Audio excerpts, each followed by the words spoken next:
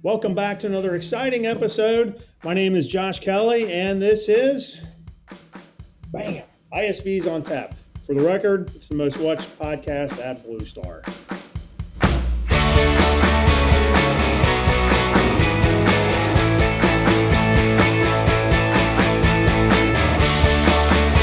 Joining us today is Kevin Keith with RedBeam. Kevin, thanks for joining. Oh, thanks for having me, Josh. I'm super excited to be here on the most watched podcast at BlueStar, by the way. Thank you. Thank you. You articulated it better than I did, so I appreciate that.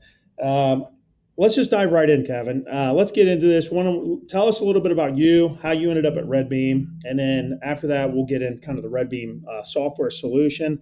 I know I'm excited. BlueStar's excited. I'm sure you guys are as well. But let's do a quick intro, and then we'll tell us a little bit about the app or solution.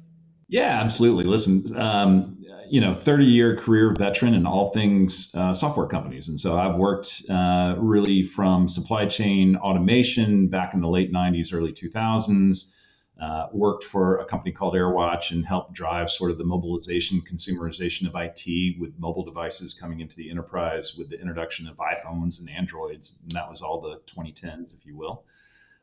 Ended up driving channel for a company called NextThink in the COVID era that did all things in employee experience. So digital employee experience, I should say. So, I've done a lot of different things, but all of which has been focused around business development and development of channels for smaller mid-range software companies that want to go big, that want to accelerate very quickly, and they're moving into a space or a category where they've got the product at the right time. They just need the go-to-market strategy help to kind of push them forward. And so I've been, by the way, 30-year friends with David Bissonnette and the Bissonnette executive team over at our executive team, RedBeam. And so David kind of talked me into coming on board with this great software, enterprise-grade SaaS platform that they had built, fully multi-tenant, highly secure and scalable, to do all things RFID, and really to make RFID easy for channel partners to go sell and position, easy for customers to consume. So I was persuaded to come on board about 18 months ago. I've been driving sales and strategy since, and happy that we have so much activity going on in the channel right now. So a great time to engage with you on ISVs on Tap. Another nice plug, Kevin. Great job, man. It's nice. Well done. Okay, so that's perfect. That gives us kind of an idea. So really what we're talking about today is the RFID space, specifically around a software solution. So tell us how that is different from previous iterations of RedBeam and kind of how you went or how we transitioned or transformed over to this RFID solution. Yeah, listen, it's a great story. I think what's really interesting is RedBeam has a really defined brand, especially in the channel, right? We're all things asset and inventory tracking. We've been doing it for 20 years from a software standpoint, but we're not your grandparents' RedBeam, so to speak, today.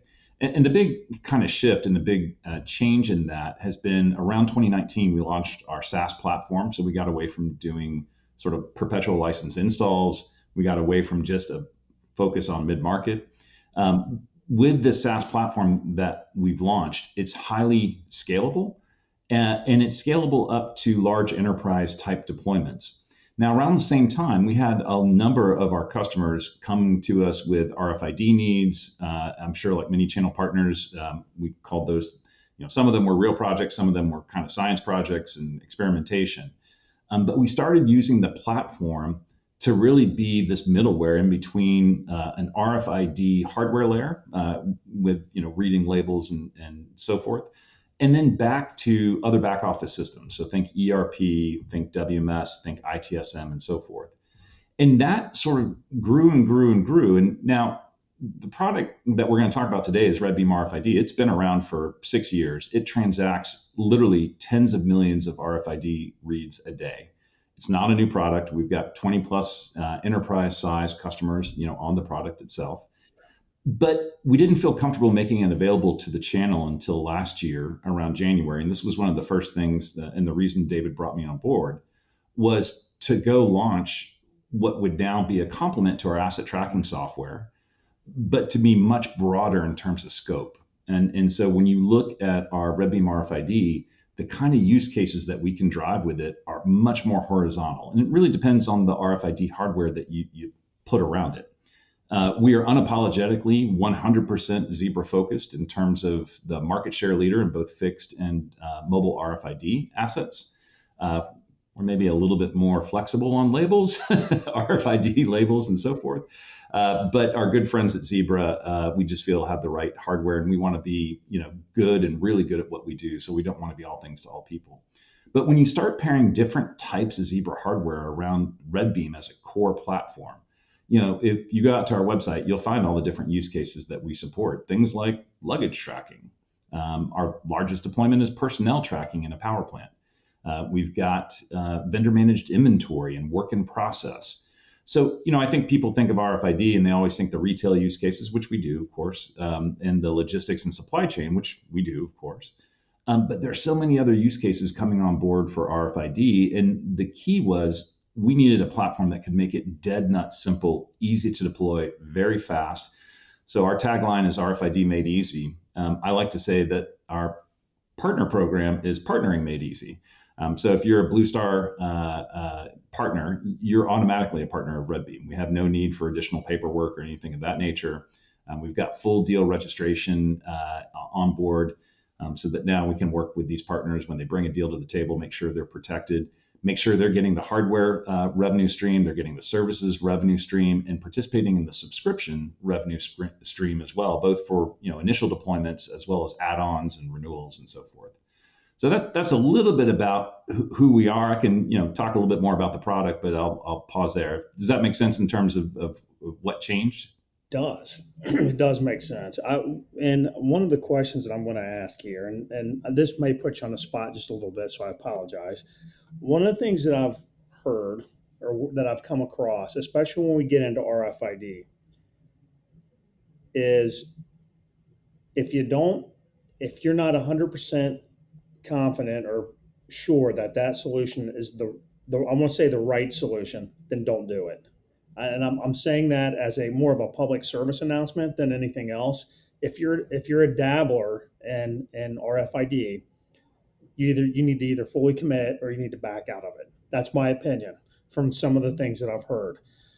Just because a customer, I've heard this from resellers where they'll go into a customer's office or an end user and they'll say, hey, or they're coming in there because of some RFID that's went sideways. And then they have to go in and say whatever they did was incorrect. You have to do these things, right? And I know in previous conversations, Kevin, we've not had that issue with you. I'm not even suggesting that. But can you talk a little bit about the potential pitfalls using someone that's not an expert in this market? And what I'm suggesting is you guys are an expert in this market. Yeah. Listen, there's a lot of pressure on, I think, the solution providers that are out there to produce a quality product, right? And that quality product isn't a business outcome. It's not a hardware. It's not a software. It truly is a customer needs to take their operations from point A to point B. And if you don't get them there, you're going to be held accountable, right? The interesting part is, having been doing software my entire career, I can tell you it's absolutely no different if you're the manufacturer. Customers come and look at us, whether it's a hardware problem or not. They're looking at us first to go solve it and work around it from a software perspective. So my heart goes out in sentiment to what you're talking about. I think a couple of things. I think solution providers right now, they don't have a choice.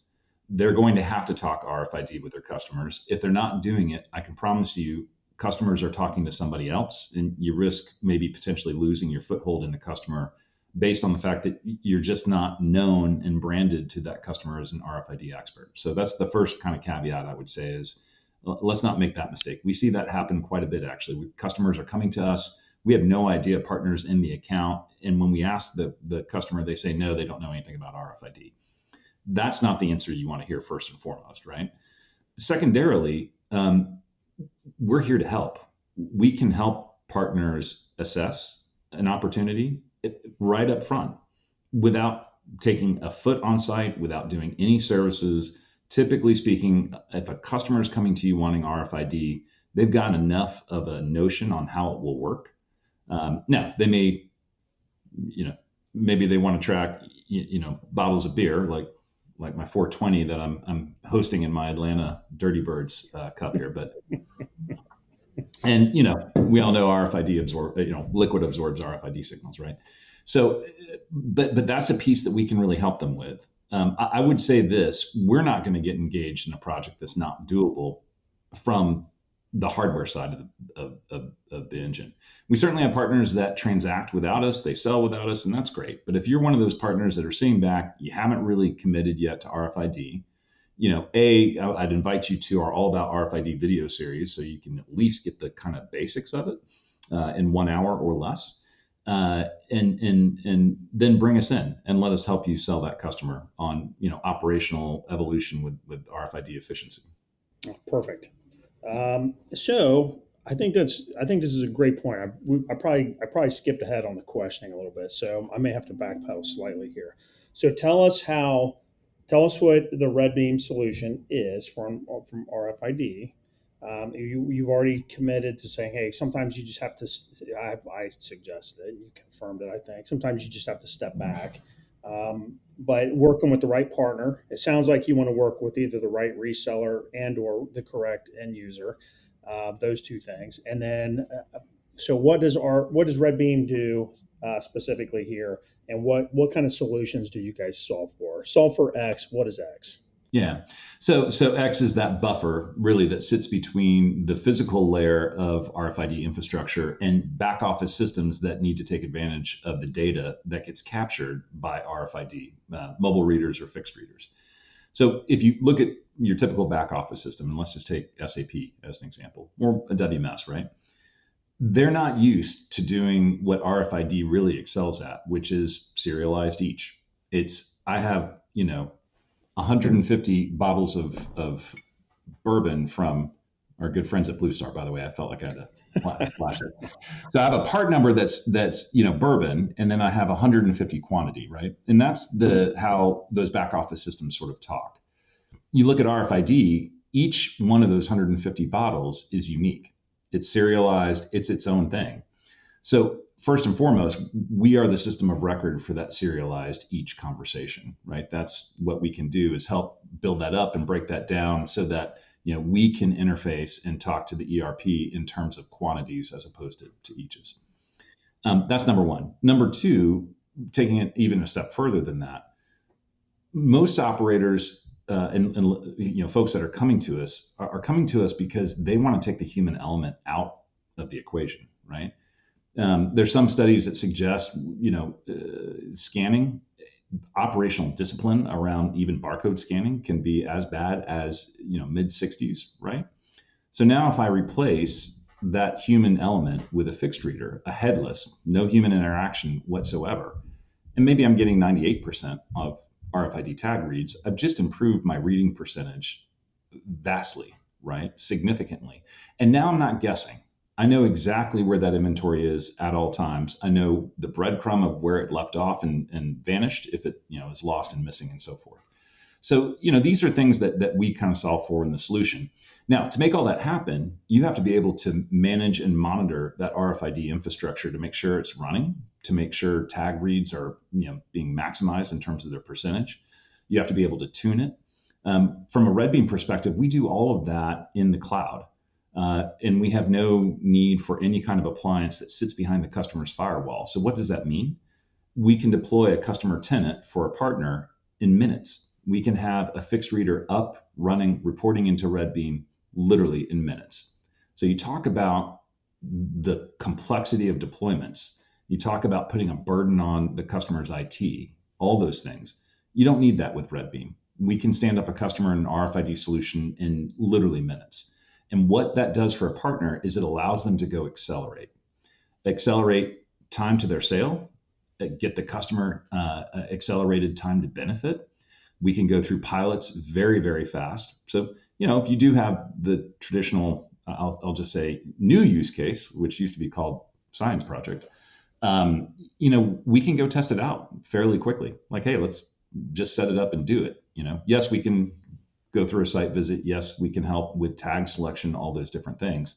But if you want to go test something really fast, we can do that with you, and we can do that in a free trial kind of environment. So that's some of the things just at a top level. We certainly have mobile enablement with RFID, so the ability to locate, count, encode tags, the traditional, if you've ever seen the video of the Geiger counter, the find feature, right? All those things that are, I think, kind of staples of RFID deployments on the mobile side. When you look on the fixed reader side, it's really the management and tuning of the fixed readers. And there's a lot that we can do there to ensure, again, that we're getting the best tag reads possible and those fixed readers are up and working the way they need to. But lastly, a couple of last little things I'd say. We're not out there to go compete on label printing software, and we're certainly not a label design software.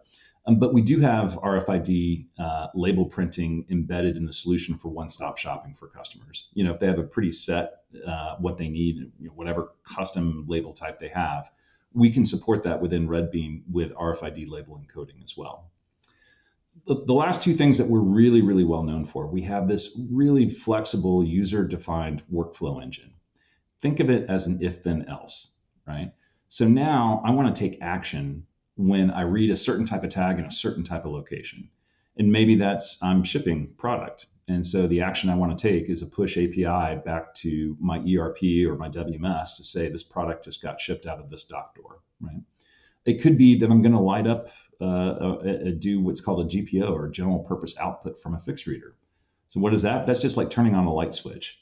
That light switch is connected to potentially an audible alarm, a light bar, could be a door lock, could be a low velocity conveyor system where I want to divert certain kind of products to certain workstations, or maybe I want to set an alarm saying, hey, you just loaded the wrong thing on the wrong truck. That's all capability within the workflow that we do. That combined with a robust set of APIs, I think we've integrated with something like 60 different platforms through our customer implementations. All of that through REST API or MQTT is another, I won't go into too much of the details, but the bottom line is a very flexible way to go connect with whatever system in the back needs that data. Right on. Okay. So you can divert product to certain areas based on that tag read, which is that is huge. And especially if you're trying to do a manufacturing, like high-speed manufacturing or a high-speed conveyor belt, you just shoot stuff off the conveyor is kind of what I'm envisioning. But that's impressive. I would say actually low velocity. I would qualify. Don't get me back to one of those projects you want to be careful of. High-speed conveyor diverts. Yeah, let's be careful on that one. Actually, we use it with a manufacturer that makes large-scale fabric rolls, and they track work in process. So the minute they start putting fabric on the roll, there's no barcode that you can see because the barcode would get covered up. But an RFID label that's sitting there can literally, tie fixed readers to the conveyor. Hey, I know this type of product for this tag needs to go to workstations 2, 5, and 7. And when it's done at 7, it's now considered finished goods. And I can track it through shipping and out the door and so forth. Yeah. Don't listen to me. It's low speed, not high. Well, listen to me here. It's low speed, not high speed. Just for hey, if you have a high speed, come talk to us still. We'll let you know if we can do it or not. Yeah. Right. Okay. So we're kind of hitting the time number here, Kevin. So who's an ideal partner that you guys want to work with? So I would say partners come in two varieties for us, and both of them are fantastic, honestly. We've got the partners that have been in the RFID space. They've got a full services capability. They know how to deploy. They know how to get the physical side of the RFID equation working. We love those partners. They're great. They help us scale because we can just simply position and sell software through them. They go make all the other revenue streams with that customer. They take the solution, they bundle it, and they go deploy it. I would be quick to add that I don't think there's a lot of those partners out there, to be honest with you. There's a lot of big partners out there, but there's not many. I'd say the vast majority of solution providers are still in that state where they know about RFID. Maybe they're qualified to sell Zebra RFID equipment, but they're really uncomfortable with the services side and how do I ensure I get a good deployment. I love those partners. We work really well together because at the end of the day, they can resell our services with the same margin and deal registration discount and all that stuff. And those partners are recognizing that they have to stick their feet in the water of RFID. They don't have a choice. Customers are asking them about it. And we can work with them to help train their teams. I mean, literally, the best way to go do this is the way we did it over the last 20 years, which is go deploy RFID and learn while you're deploying, right? But you're not going to learn by yourself. We're going to be with you every step of the way and helping you through that. All right, I want to throw a movie reference out here because I like doing that. So it's like Dirty Harry. I think it was Magnum Force. He says, a man's got to know his limitations. And I think that sums what you're saying up very nicely. It's like you know what you have to do. You know that you don't know it. So if you know that you know what needs to be done and you know that you're not an expert in this field, bring somebody in. You're saying bring in RedBeam. Absolutely. Absolutely. Listen, we've got a ton of educational content as well. And Josh, I know you've had it, but maybe we can put it on with this podcast potentially. I don't know. But we've got a lot of great, fantastic partner enablement to at least get the conversation rolling to a point where you can have a good, intelligent conversation with the customer. So if that's helpful, happy to share that with you. Awesome. So if you guys, as the reselling community that watches this wonderful podcast that we're putting on, if you have questions, reach out to me, reach out to Kevin. We're happy to help you. I'll connect you with RedBeam. I'm sure Kevin will be more than happy to chat with you and work on a solution together. Very consultative. I've talked to Kevin multiple times, and this tone and this knowledge base is consistent every single time. Very knowledgeable. So I appreciate it. With all that said, the name of this podcast is, let me get my gigantic head out of the way, is ISVs on Tap. It is the most watched podcast at BlueStar. I'm going to plug that one more time. If I haven't beat that horse to death already, it will be before this is over. Knowing that RedBeam is located in Hotlanta, decided to go with a Sweetwater Extra Pale Ale. So thank you. This is definitely an ale for all those beer fans out there. And if you've watched more than probably one of these podcasts, you will know that this guy is not a fan of ales and IPAs.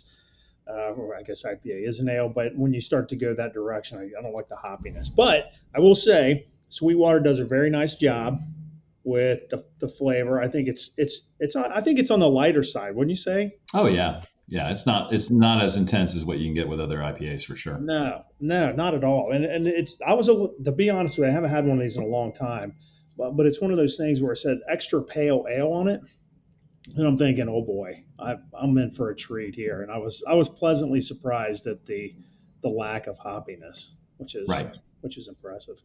420, I'm assuming, means the road that they're on, not not anything else.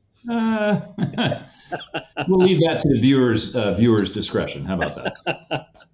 and as a sidebar, and we're way over time here, and I apologize, everybody. It's my fault, but I have a theory, a working theory, that if anybody likes chicken wings, my theory goes there's a direct proportion with how big of a stoner is cooking the wings to how good the wings are.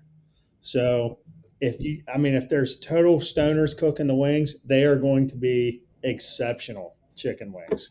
So for what it's worth, thanks everybody for listening. Hey, that gives me a new way to go cook chicken wings. Hey, to each his own. And I think this is a first too on this particular podcast. This is the first time that you have two people with all first names. So I want to thank everybody. I want to thank Kevin for this. Thanks again, Josh, for hosting, by the way. Yes, thank you. Kevin, cheers.